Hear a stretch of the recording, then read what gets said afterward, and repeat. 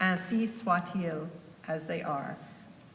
Here on the right, you see Sargent's oil depicting his friends and fellow painters Wilfred and Jane de Glen at one of the dramatic garden pools at the Villa Torlonia Frascati, one of several villas at the foot of the Alban Hills southeast of Rome, and the preferred site of country seats and estates of the Roman aristocracy from ancient times forward.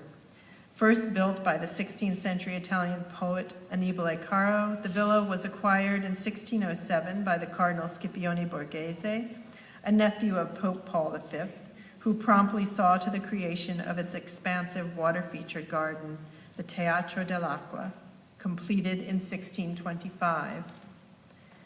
And here you see a more expansive view of the overall garden. So on the left, Sargent's The Fountain, Villa Torlonia Frascati. And on the right, a contemporary photograph. The grand design included on the lower level a screening wall with niches and a water stairway rising up the hillside with a central cascade flanked by high Baroque curving. So here is the water course, and on either side, these curving staircases all the way up. Sargent paid little attention to the overall design, however, its axes, perspectives, and symmetries, and chose as his setting a balustered pool garden on the upper level of the garden. So at the very top of the hillside, this pool garden would be right up here, with a remarkable rusticated fountain whose design had originally included 36 additional water jets along the balustrade. They were out of service even by the time Sargent visited, I should mention.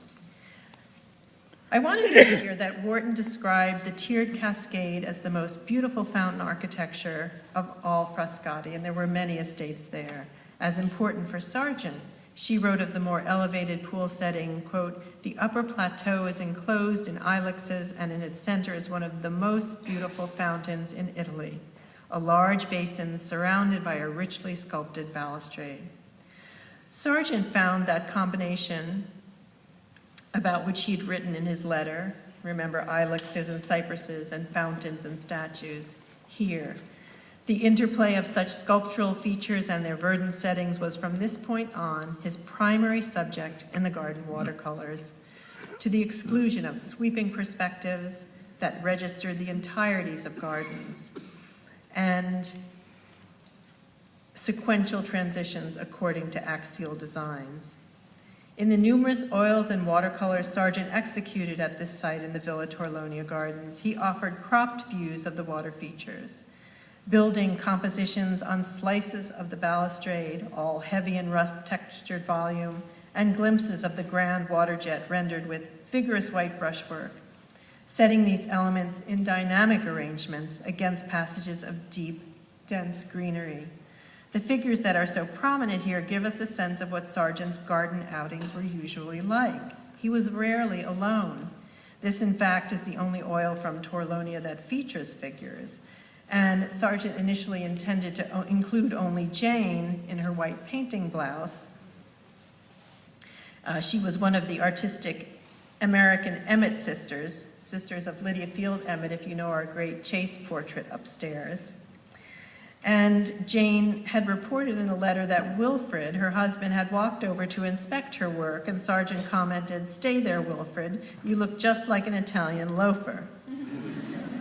But figures of this prominence and weight are virtually unheard of in the watercolors. Rather, those works convey with great, remarkable effect the immediate encounter of an individual eye and sensibility with the visual and evocative art of garden settings.